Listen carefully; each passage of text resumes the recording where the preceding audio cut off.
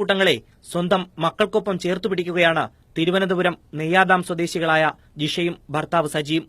വർഷങ്ങളായി തേനീച്ച വളർത്തലിലൂടെ മാത്രം വരുമാനം കണ്ടെത്തി ജീവിതം മുന്നോട്ട് നീക്കുന്ന ഇവർ ജീവിത പ്രാരാബ്ദങ്ങൾ കാരണമാണ് ഇത്തരമൊരു സാഹസത്തിന് മുതിർന്നത്.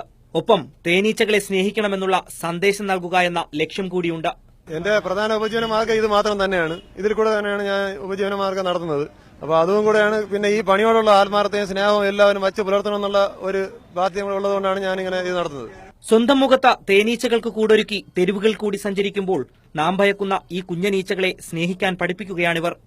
നാട്ടുകാർക്ക് തേനീച്ചകളെക്കുറിച്ച് ബോധവൽക്കരണം നടത്തുക മാത്രമല്ല, സ്വന്തം മക്കളെയും മധുരമുള്ള തേൻ തരുന്ന ഈ ഈച്ചകളെ സ്നേഹിക്കാൻ പഠിപ്പിക്കുകയാണിവർ.